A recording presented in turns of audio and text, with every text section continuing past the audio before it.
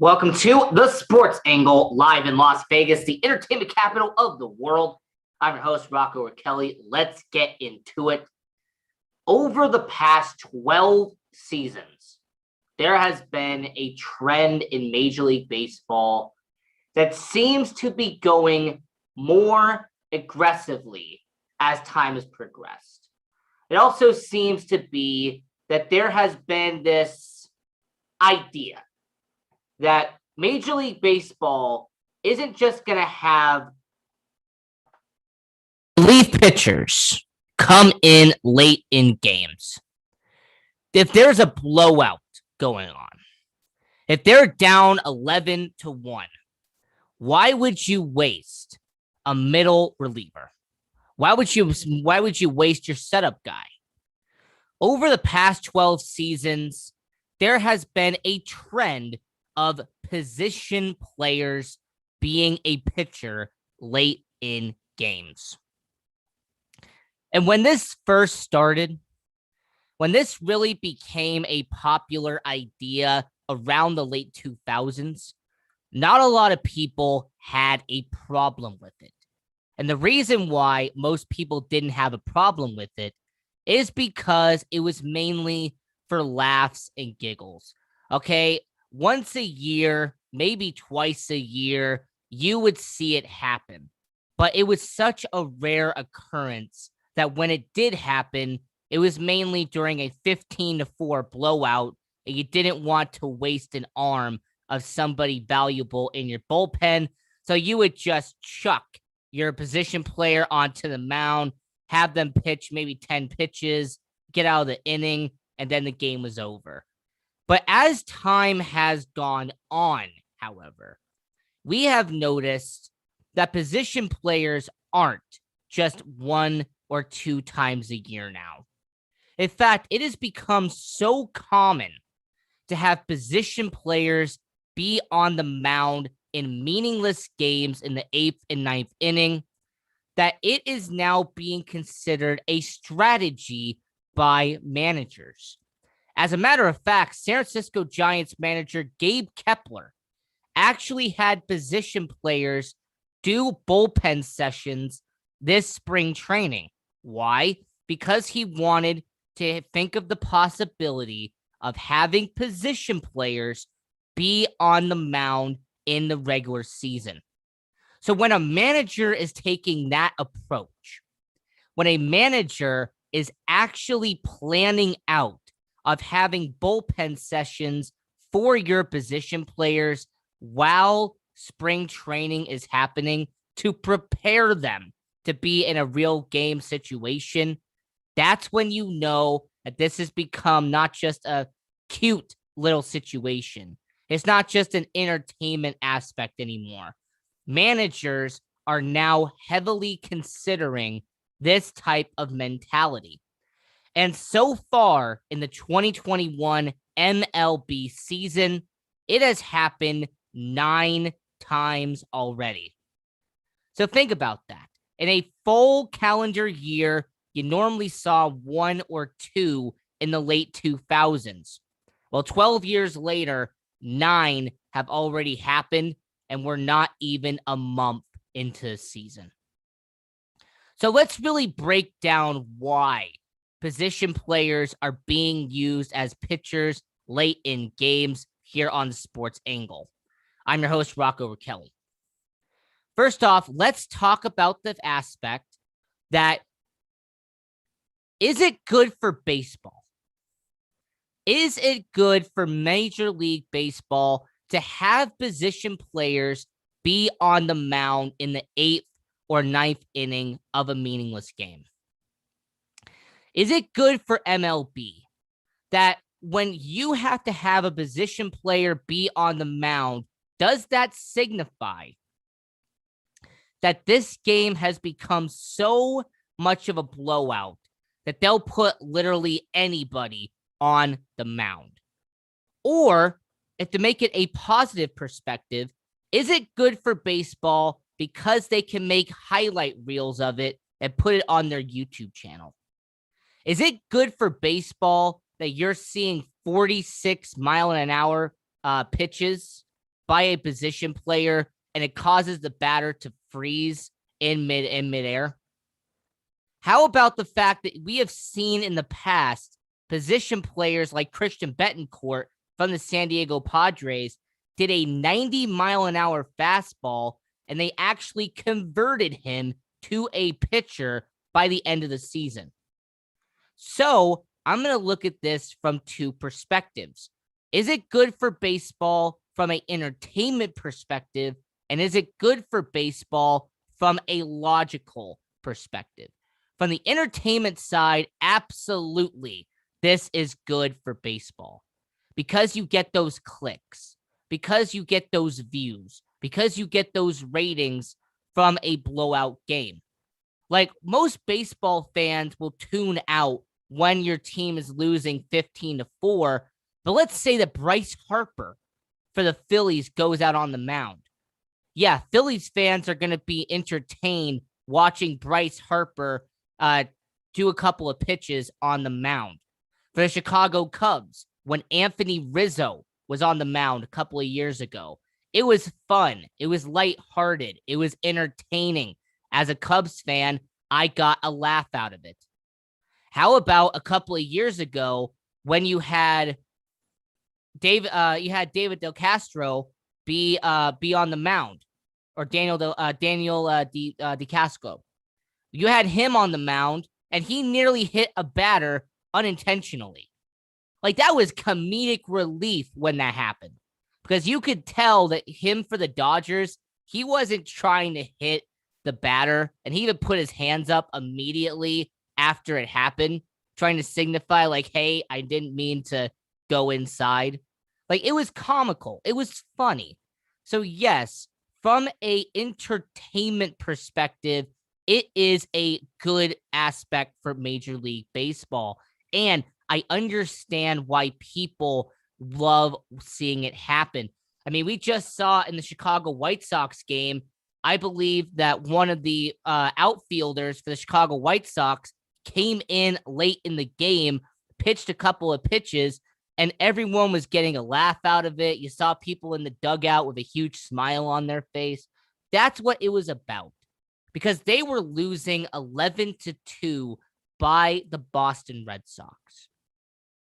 Now let's flip it over to the logistics side. Now, Gabe Kepler said that quote in spring training that he was having position players warm up in the bullpen. He also brought up the fact that he had done this before in Philadelphia prior to being in San Francisco. From a logistics standpoint, I understand completely why these managers are doing it. Because when you're down by 9 runs, why do you want to risk your middle reliever getting injured, only pitching, maybe 17 pitches, and have it be in a meaningless game? What if you sent out one of your middle relievers, their arm goes out of their socket, and they're out for the season? What if one of your setup guys goes out on the mound in a 7 run deficit, causes himself to get injured, and he's out for 10 to 15 games? I understand from a logistics standpoint, bring in a position player when you're down by 9 because you're not sacrificing the arm of your reliever. You're not sacrificing the arm of somebody that you could preserve for the next game. Let's also talk about the fact that this is a 162 game season. So you're going to want to get the most out of your reliever's arms. You're going to want to get the most out of your bullpen. And you do not want to sacrifice that during a meaningless game. So it's good for baseball from an entertainment standpoint. It's good for baseball from a logistics standpoint because you're not wasting the arms of your bullpen. So what could there be anything wrong with this idea? How could there be anything wrong about position pitchers being on the mound? Well, let me tell you. It is the fact that there has been an idea that has been floating around in Major League Baseball that I think is a cause and effect of position players pitching late in games. There has been an idea of a mercy rule. And yes, I know this sounds absolutely insane, but stay with me. There has been an idea over the last 2 years that Major League Baseball, after the 7th inning, if there is a team that is up by about a set number of runs, they would call mercy rule and end the game right there. Now, baseball fans who are traditionalists would immediately cry foul. There's also a bunch of people who don't really watch baseball that much who would say that that's fair because you're pretty much just getting the game over with. It's done a lot quicker and everybody can go home. So I'm going to side with the traditionalists here and say that this would be a bad move because you have to understand that it doesn't matter how many runs you have on the board. It doesn't matter how many runs you are down. This is baseball. We have seen before a 7-run comeback in the 9th inning. We have seen before a team be down by 6 runs in the 8th inning and manage to come back in the 10th and win the entire thing. I mean, Major League Baseball has been notorious for having comebacks late in games when it looked like it was all but over. So from this perspective of Major League Baseball, this would be a very bad situation, but I have to put a but in there and say that this could be the effect of position players being on the mound. If Major League Baseball doesn't want this to happen that often, well, them shortening the games and having a mercy rule would essentially eliminate position players being on the mound. Why? Because position players are normally on the mound in blowouts. So I'm going to ask all of you, everyone who's watching right now and everyone who's going to watch later, position players pitching on the mound. Do you like it or do you dislike it? Over the last 12 years, the spike has been happening. It's been happening more currently. And I want to know from all of you, do you think that this is good for baseball or do you think this is bad for baseball and there should be a mercy rule like they do in Little League, like they do in the lower series? Because this might be the cause and effect of position players pitching on the mound. And I'm going to say, really, from my perspective and my angle, I don't believe that having a mercy rule would be good for baseball. I think it would be a terrible move to have a mercy rule in MLB. And from an entertainment perspective and a logistics perspective, my angle is that Major League Baseball is doing a good thing by having these position players come in the 8th inning, come in the 9th inning, and just have 10 or 15 pitches. Yes, are they 50, 55 miles an hour? Sure. But you're not wasting your bullpen. You're making a fun, entertaining situation out of it, and that's all you can ask for in Major League Baseball. We're going to go to break here on the Sports Angle, and when we come back, I'm going to talk about one team that I believe is 1 year away from winning the World Series. So don't go anywhere. We'll be right back here on the Sports Angle. So don't go anywhere. We'll be right back after this.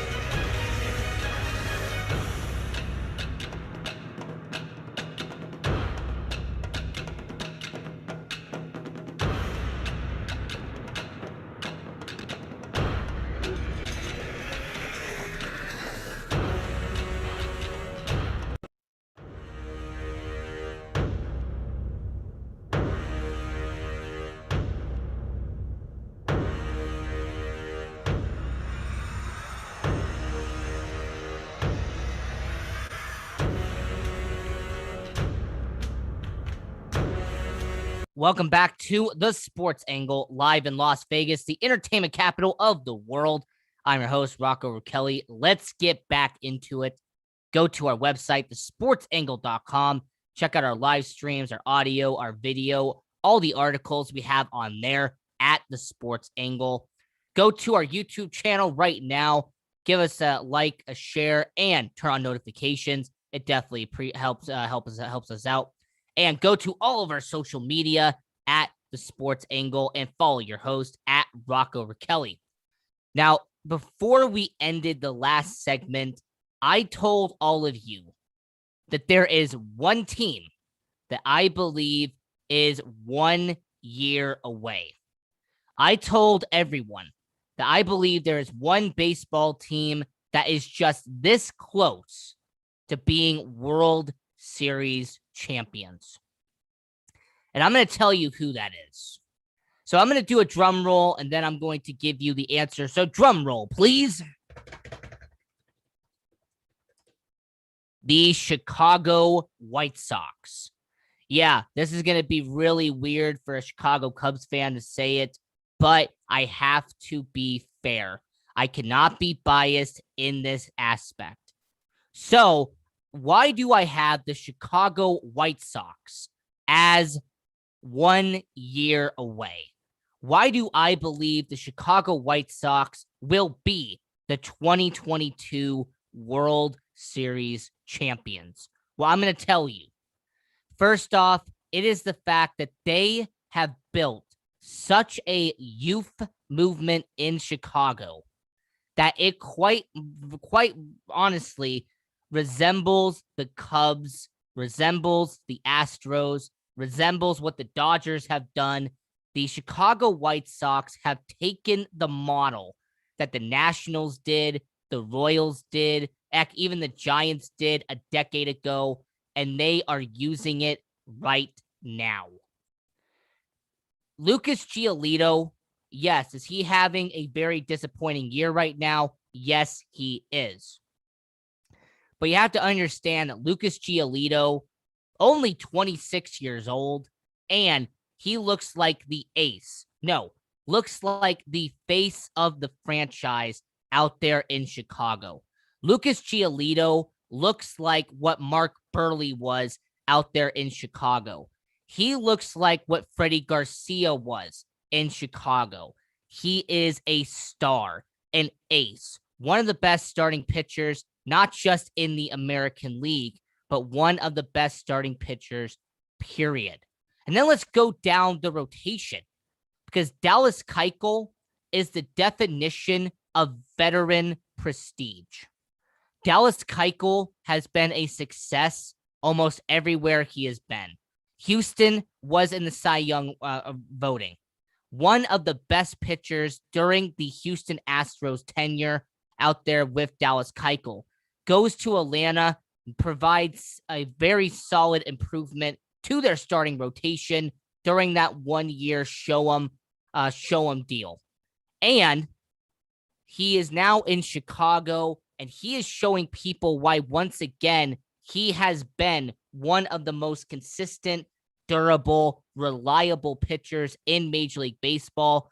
And for him to be a veteran in the locker room, he is one of the most solid choices out there in Chicago. Dylan Cease, he was a former Cubs prospect, was traded in the traded alongside Eloy Jimenez in the deal that happened a couple of years ago. This guy, 25 years old, and I will say, as much as I don't want to admit it, he is going to be a long-time stalwart for Chicago. Unfortunately, not the right Chicago team, but I digress. He has some of the best abilities on the mound. He can get the job done out there in Chicago. I like his mechanics. I like the way he does things out there in Chicago. And Dylan Cease is going to be one of the best pitchers in Major League Baseball, the older and the more he progresses in Major League Baseball. I already talked about these two pitchers on my show last night as some of the most underrated pitchers in Major League Baseball. Carlos Rodon and Lance Lynn. Now, for the people who want to hear my full breakdown on them, click on the video from yesterday, and you'll see the full thing. But I talked about the fact that these two, they are some of the most reliable, dependable guys in Major League Baseball. They're not flashy. They're not going to, wow you every single year. But what they do is when you need them to get X amount of wins, they go out there, they get you X amount of wins. You ask them to get an X number of strikeouts, both of those guys will get you those strikeouts. So when you have a starting rotation that is 5 deep, and let's talk about the fact that Michael Kopech is actually in their bullpen right now. He could actually be a number 6 starter if they needed to. So when you have a 6 deep rotation out there in Chicago, they are primed to make a run in Major League Baseball. But not this year. Okay, so let's keep on going down with the Chicago White Sox, and let's talk about their bullpen. Because not many people love to give credit to the bullpen, but I will say this about the Chicago White Sox. They have not only a top 5 bullpen in Major League Baseball, they have made smart decision after smart decision. Bringing in Liam Hendriks from the Oakland Athletics, arguably a top 2 closer in Major League Baseball alongside Josh Hader. So understand that Liam Hendriks is going to be a huge improvement in the bullpen for the Chicago White Sox, and he has proven so far that he is that guy. They have a setup guy in Evan Marshall, who some people in Chicago would already know, and he has been a solid workhorse out there in Chicago. I mean, Matt Foster, Aaron Bummer, Jose Ruiz, and once again, the aforementioned Michael Kopech. The bullpen is good. They have some very solid middle relievers. They've got a quality setup man, and they have one of the top 2 closers in Major League Baseball.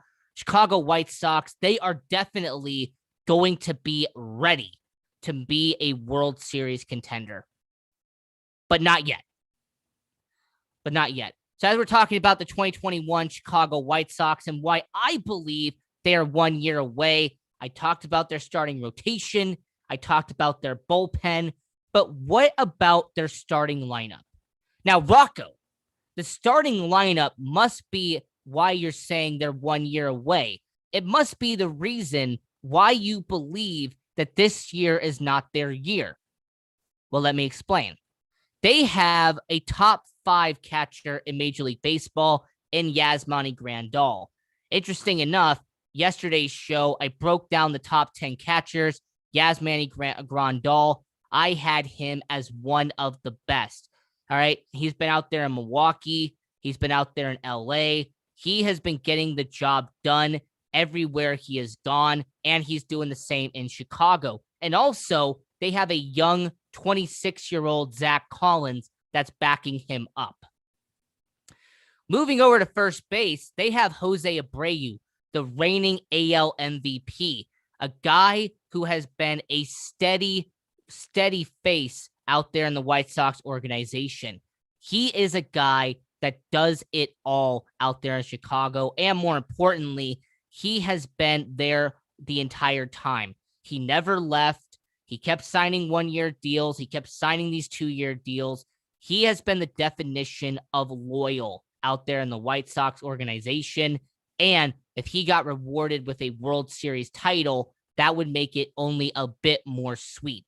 How about second base? Is second base their weakness? Not necessarily. They got Nick Magradal. And with him being only 24 years old, I'm going to sit here and say that he is going to be eventually groomed and eventually is going to become one of the best second basemen in Major League Baseball. Yes, is it going to take time? Absolutely. Is it going to be a while before Nick Magradal does become one of the best second basemen in MLB? Of course. But right now, he's showing massive improvement, and he's doing what the White Sox need from him, and that is developing as an MLB player. Shortstop, they have the captain in the locker room, the guy who's been the loudmouth, the guy who has been defending his teammates when they need him, and that is Tim Anderson. Tim Anderson is arguably one of the most underrated shortstops in Major League Baseball. He's a solid leadoff hitter. Tim Anderson loves to get in fights. He loves to flip his bat, but when you need him, he's there. Tim Anderson has been a guy in the Chicago White Sox organization. You don't have to worry if he's going to show up late. You don't have to worry if Tim Anderson just doesn't want to be there that day. Tim Anderson's a guy that when he is there to work. And when he's there to work, he puts his 190% into it. And that's why he's the captain of the White Sox. Similar to Anthony Rizzo with the Cubs, there's a reason why they call him Captain Rizzo, because he is the leader in the locker room, just like Tim Anderson is. And at the third baseline, you have Yoan Moncada. This guy was a former top prospect. This guy has been the definition of, will he ever develop into a superstar? 25 years old. And from a stats perspective, you would look at him and be like, oh, this guy really hasn't been a great player in Major League Baseball. A lot of people have said that he was a one-year wonder. That 2019 season, he had that breakout year, but the rest of his career has been average, above average at best. The reason why I won't give up on him is because of, first off, he still is 25, but secondly, it is the fact that this guy has shown that even though offensively he doesn't do a lot of, he is doing some things that do need improvement out there with the White Sox organization. But there is one solid thing I have noticed about Moncada, and that is the fact that when it comes to defense, when it comes to a guy that could be a very solid player in Major League Baseball, he is definitely that guy. And also on top of that, he also is very quick as well. I mean, he has had a bunch of triples in his career already. And more importantly, he is a guy that, yes, doesn't really get caught stealing that often over the last couple of years. So understand that when it comes to Moncada, I believe that the more time you give him and the more that he is going to be on the field, the better he's going to be. I'm not calling him out yet. So the infield is solid, but it needs some work. Bullpen, one of the top 5 in baseball. Starting pitching has depth on top of depth. So the outfield, that must be where you're concerned, right? And that is where we are leading into. Absolutely, I believe that the outfield is where you're going to need to see some work done with the White Sox organization. Now, with Eloy Jimenez being injured for a huge amount of time, they have Garcia and they have Vaughn being out there in left field. And yes, they have been solid, but there's no doubt in my mind that having Eloy Jimenez not be in the lineup is going to be a huge impact to the White Sox organization. Center field, Luis Robert, his age and his youth, I'm going to overlook certain things, but I will point out that when it comes to him, yes, he is consistently getting on base. Yes, he consistently is the guy that will get a single, a double, sometimes a triple. But I don't like the fact that he really isn't that much of a home run hitter. Last year he showed some great potential, but this year, 1 home run in 18 games. I'm not seeing a lot of that same power that he saw last year. It feels like he took away the power and tried to add consistency by taking away said power. So that does make me question what's going on with him. I also sometimes wonder with Luis Robert if defensively, in terms of errors, in terms of all of that situation, is he going to be this guy that is going to consistently be a Gold Glove winner in the outfield? Is Luis Robert going to be a guy that the Chicago White Sox organization can look at and go, you know what? I trust him to get the job done when it matters the most. So that's one thing I always wonder with Luis Robert. However, I will say as a positive that he is still under the age of 25. He does have time to grow. And at right field, they have the veteran in Adam Eaton. I don't think he's part of the long-term future for that group. I think having, Engel, having Garcia eventually replace him in right field, maybe have Andrew Vaughn come over to be the right field guy, Robert at center, and Jimenez at left. And at DH, I just almost forgot about Yerman Mercedes, who, by the way, has been a breakout star for the Chicago White Sox. So if I've been giving them all this praise, why do I believe they are 1 year away? And that is the fact that Chicago White Sox so far in 2021 have not shown me anything that will solidify to me that they are the breakout team this year. There is nothing that is telling me that the Chicago White Sox with a 500 record at this point, I mean, they're not even first in the AL Central. And more importantly, the White Sox have won 5 of their last 10 games. To me, that signifies an 81-81 record if I even see one. I mean, the Chicago White Sox organization, from what I have observed, they are a team that when they go up against teams that are on the same level or below them, they dominate. But then when they go up against teams that are better than them, like the Boston Red Sox, they lost to them 11-4 on April 19th. They lost in a nail-biter to them 7-4 a couple of days ago. How about with the Kansas City Royals? They lost that matchup 4-3 on April 11th. And surprisingly, when it goes up against the Anaheim Angels, against the Seattle Mariners, they haven't had the easiest time with them as well. There's been some back and forth there. So when it comes to consistency with the Chicago White Sox, do I think they're going to beat up on the Tigers? Most likely. Do I think they're going to beat up on the Texas Rangers? Probably. And will the Cleveland Indians and Cincinnati Reds, who are on really the same level as them, are they going to have some back and forth situation? Yes, they will. But my problem with Chicago is I haven't seen anything yet this season that tells me that they're going to go on this 23-8 run in the middle of July. There's nothing that tells me that the Chicago White Sox organization is going to just go on this huge run of momentum and be the best team in the American League.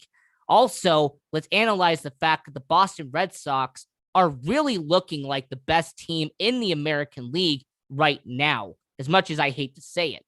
So when you have Boston performing as dominant as they are, the Oakland Athletics, who are on an 11-game win streak, performing out of their mind, Seattle, surprisingly, 10 out of the last 7 games, they have been winning.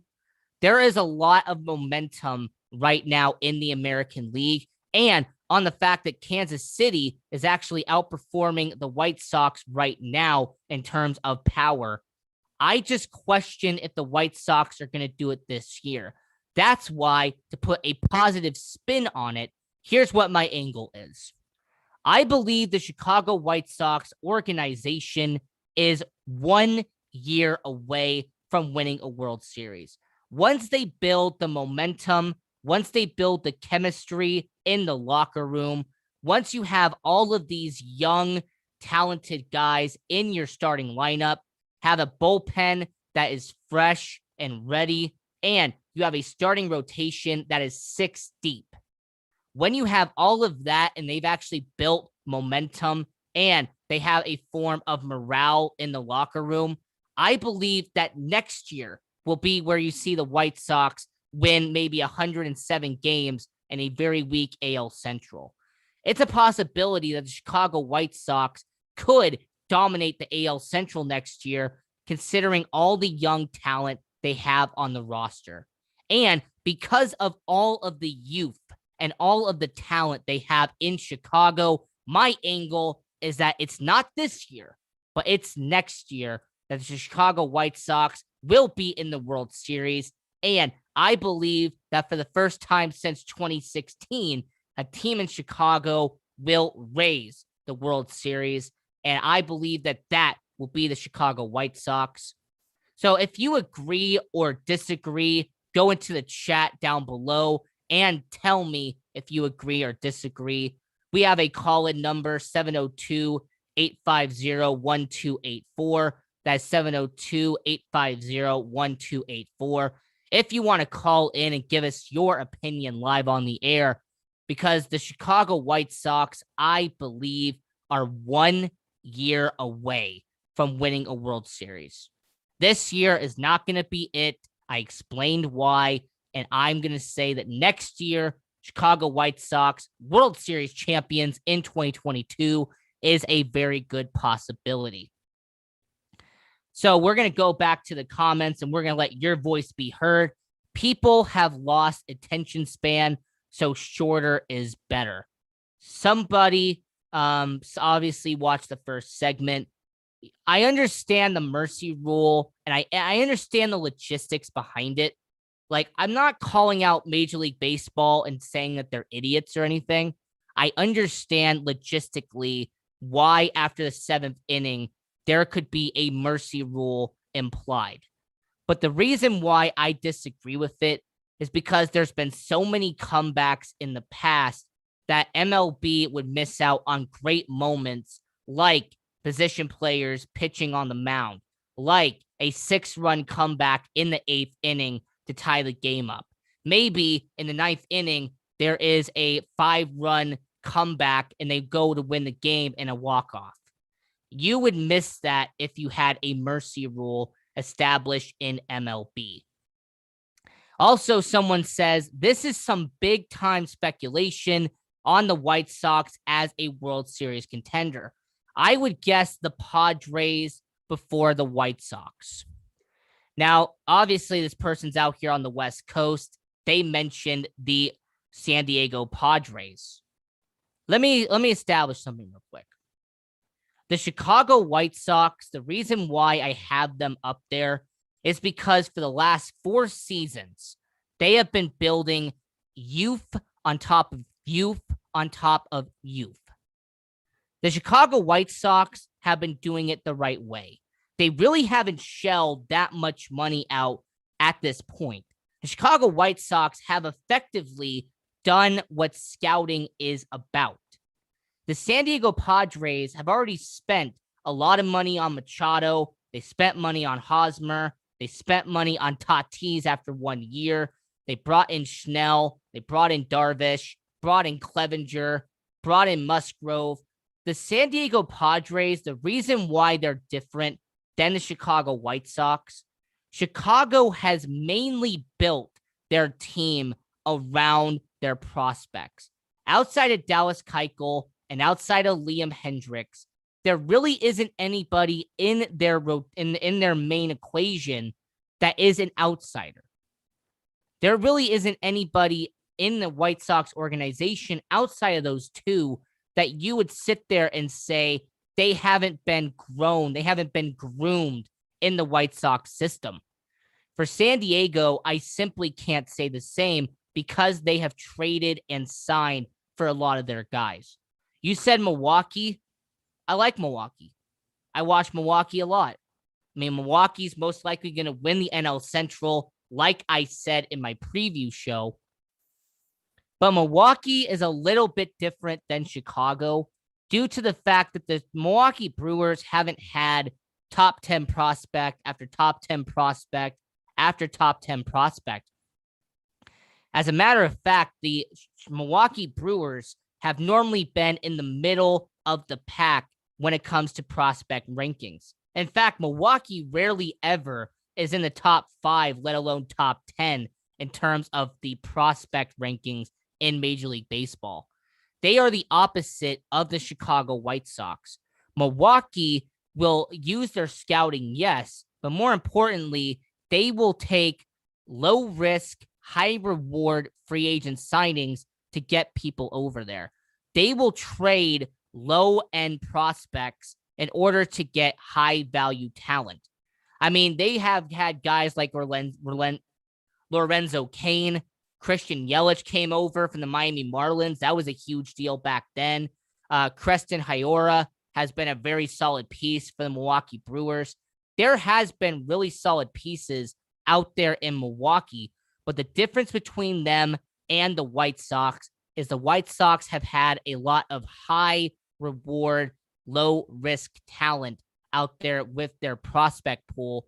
Milwaukee hasn't really been the same. And the New York Mets, as somebody mentioned before the White Sox, I am going to say that they're not 1 year away because I have the Mets winning the World Series this year. Why would I have the Mets as 1 year away when I have them winning the entire World Series? My entire angle is I have the New York Mets as this year, but I have the Chicago White Sox as 1 year away. And that's what I believe. And I believe that the Chicago White Sox are 2022, New York Mets are 2021. This is the Sports Angle. I'm your host, Rocco Rachiele. I'm going to remind all of you now that go to our website, thesportsangle.com. Check out all the articles, audio, video, live streams, you name it. We have it on our website. Also, go to our YouTube channel, hit the subscribe button down below, hit the like button, turn on notifications, and we're going to be doing our NFL Draft live stream on April 29th, 1 week away. Don't forget, turn on notifications, and you'll get that instantly here on the Sports Angle. Also, as well, we are also going to be doing more videos here on the Sports Angle. I'm going to be posting more content to the YouTube channel, so don't worry about that. Go to all our social media at the Sports Angle. Check out all the content we have on there at the Sports Angle, and go to my Twitter at Rocco Rachiele and keep up to date with everything I post on there.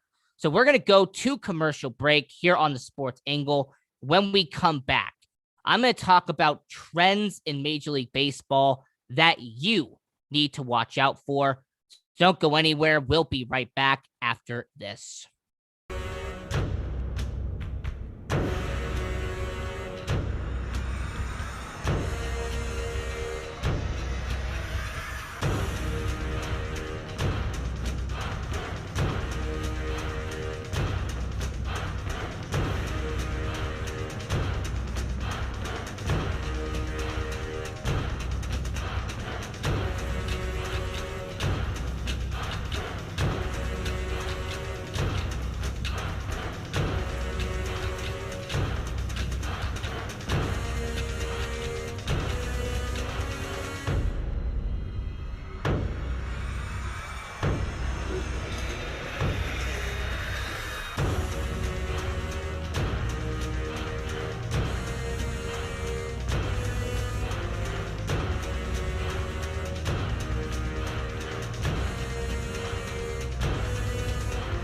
Trey, what's up, man?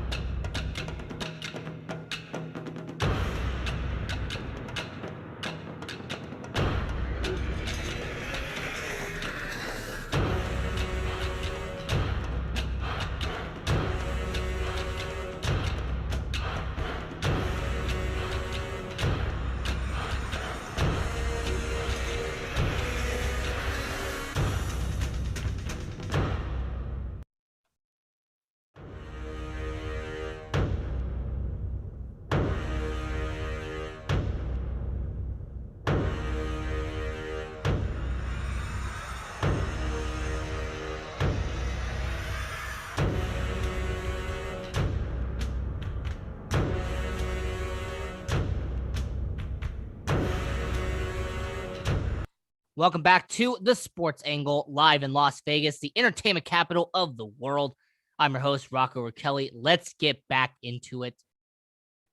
Now, trends in Major League Baseball are always an interesting topic because, on one hand, a trend can go up and then immediately come back down. Trends are similar to the stock market.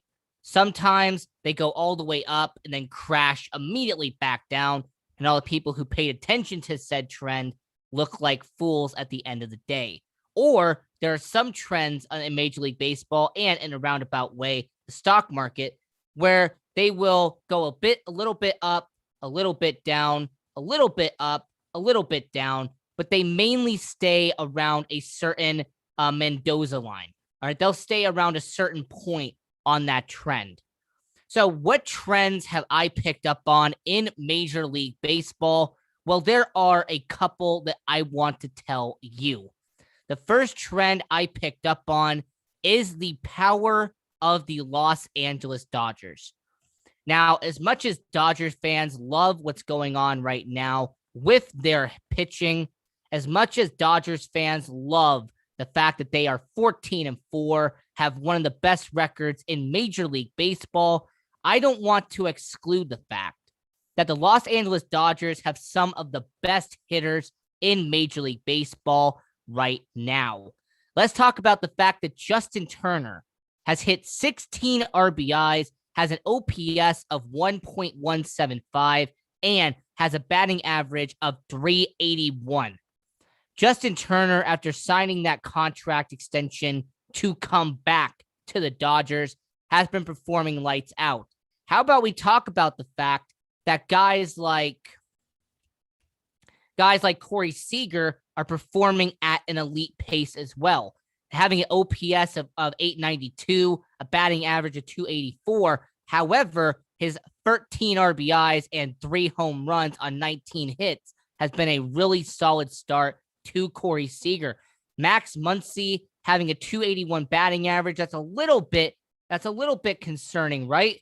Well, considering that the batting average in Major League Baseball is around 224 right now, Max Muncy is performing way above the Mendoza line, and his 10 RBIs on 16 hits so far has been a very solid contributor with Max Muncy. Let's not forget his OPS of 931.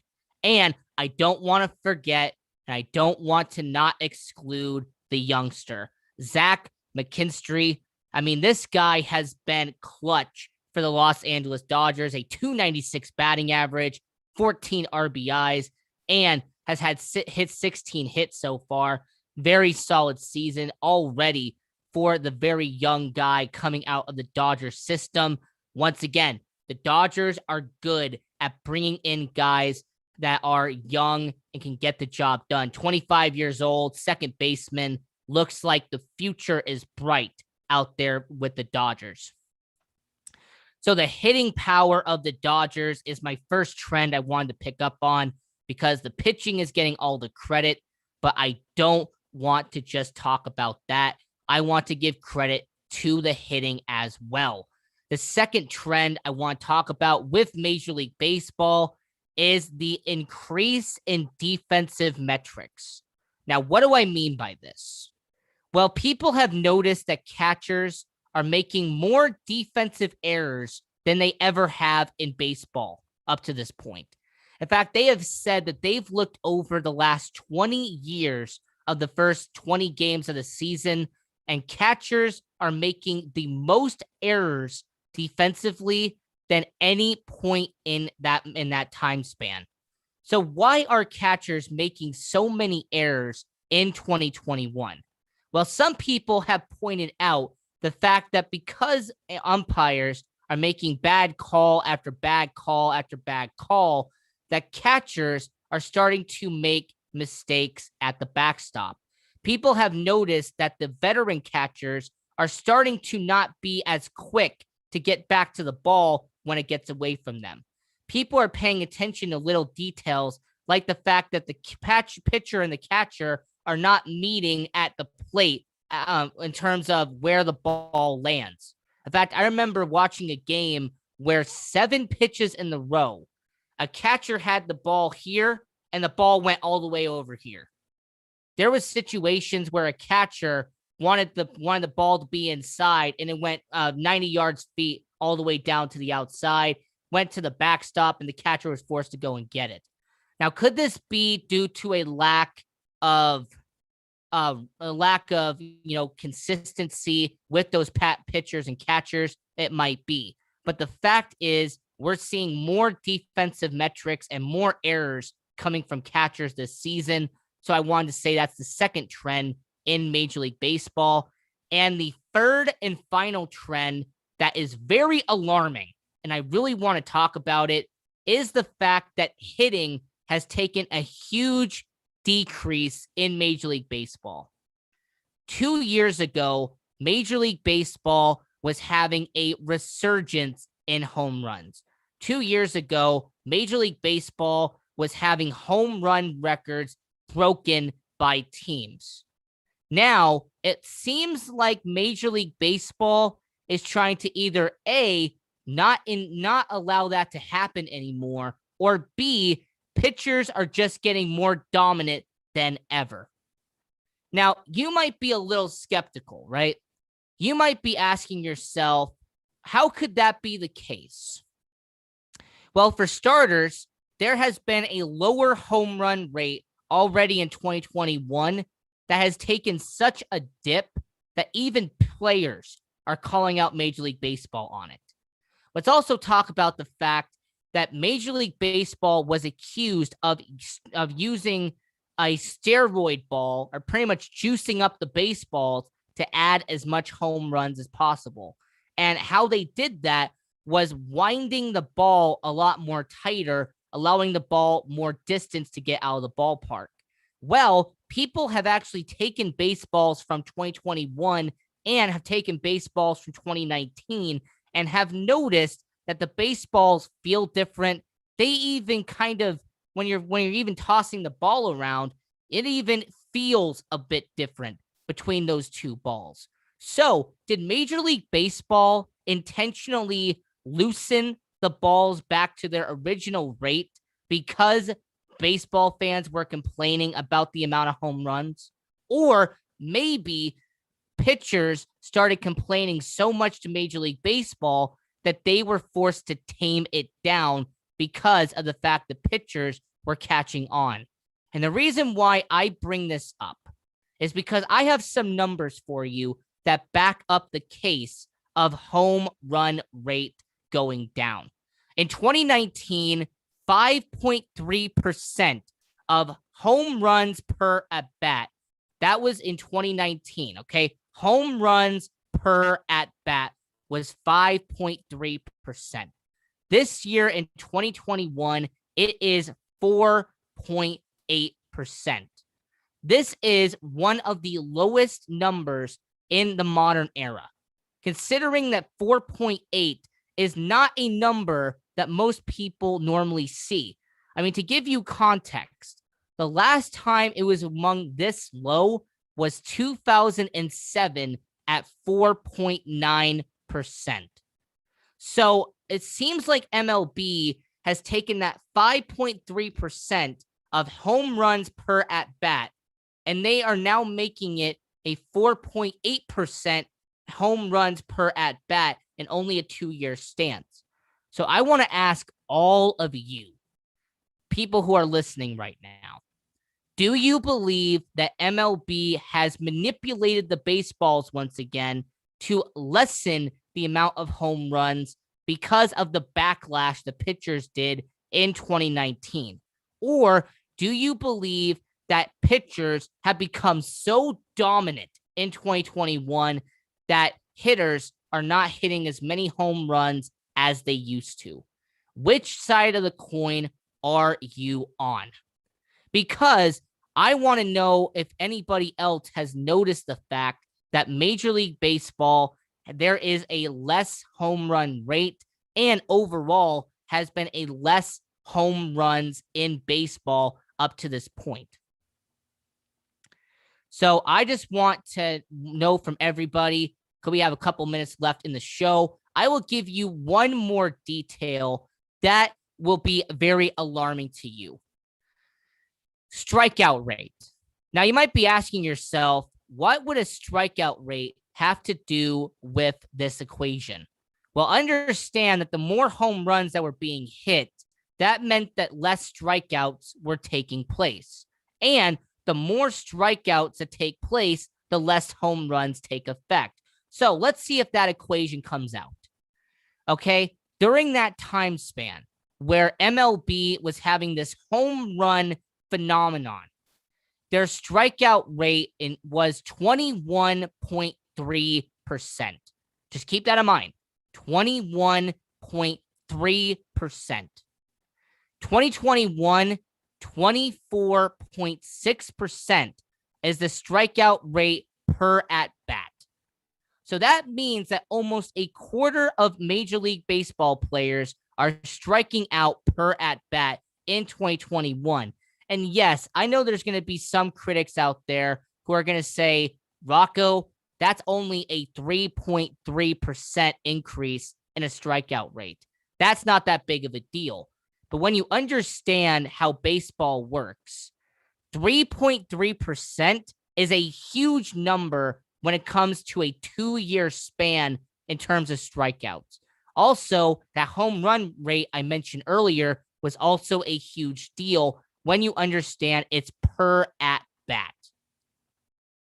So that's the last MLB trend I wanted to point out to all of you. I'm your host, Rocco Rachiele. We are here live Monday to Friday at 6 p.m. Pacific, 7 p.m. Mountain, 8 p.m. Central, 9 p.m. Eastern. And follow me on social media at Rocco Rachiele. And until next time, rock on, and we will see you later.